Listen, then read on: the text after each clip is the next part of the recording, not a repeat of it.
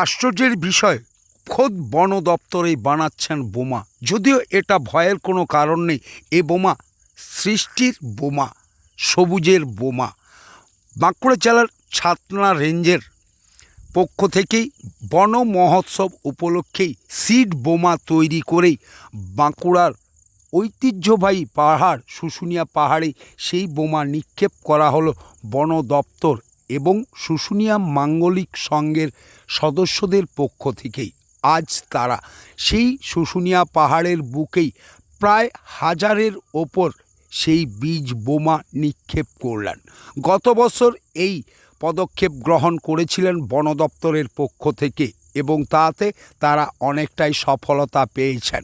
যে হারে দিন দিন বাড়ছে উষ্ণায়ন পৃথিবীর বুকে, সেই উষ্ণায়নের হাত থেকে বাঁচাতে পারে এই গাছ।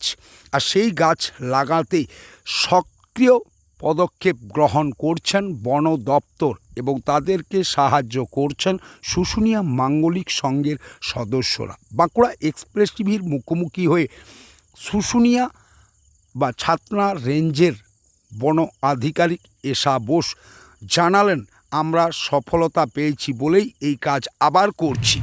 আজকে আমরা আগের বছরের মতন শুশুনিয়া পাহাড়ে যে বীজ বোম ফেলেছিলাম সেইটার সাকসেস যেহেতু পেয়েছি, তো আমরা এইবারে আবার লার্জ স্কেলে আবার সেই বীজ বোম ফেলছি এবং কিছু কিছু চারাও আমরা শুশুনিয়া পাহাড়ের যে খালি জায়গাগুলো আছে সেইখানে রোপণ করব, কারণ আমাদের বন দপ্তরের এখন বন মহোৎসব চলছে। সেই উপলক্ষেই আমরা আজকের দিনটা বেছে নিয়েছি এই কর্মসূচি করার জন্য।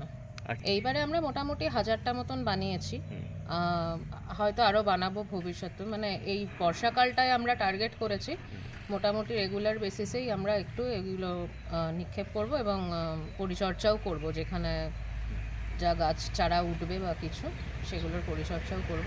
এবারে এটা ব্যাপারটা একটু লার্জ স্কেলে করার ইচ্ছা আছে। কি কি বীজ দেওয়া হয়েছে এই সিডবোমে? একদম দেশি গাছ, দেশি যে বীজগুলো আছে বা যেগুলো পাথুরে জায়গাতে তাড়াতাড়ি বাড়বে বা পাথুরে মাটিতে শিকড়টা যে বীজগুলোর মানে যে গাছগুলোর শিকড়গুলো তাড়াতাড়ি ধরতে পারবে, যেমন বট, অশ্বত্থ, শিশু, ওই ধরনের গাছই আমরা বেশি এইবারে ব্যবহার করেছি। বিশেষত বট গাছটা এবং জোর গাছ যেটা, এই দুটো গাছই আমরা বেশি ব্যবহার করেছি।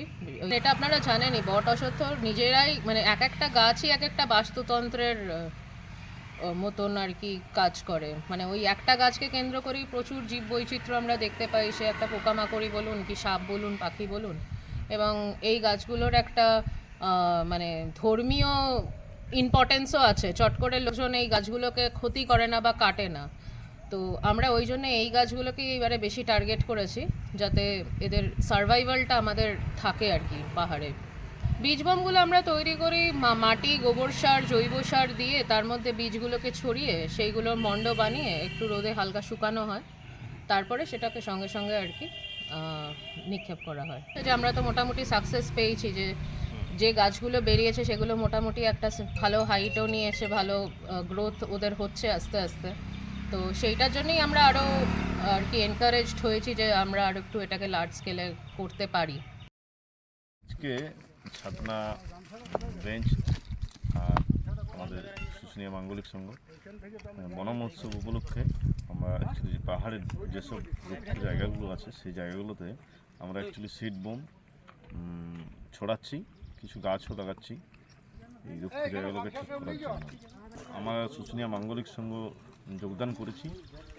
আর এই যে সিড বোমগুলো ছড়ানো হলো, এগুলি নতুন চারা হয়ে এই রুক্ষ জায়গাগুলোকে আবার সবুজের রূপান্তর করবে, এই আশা রাখছি।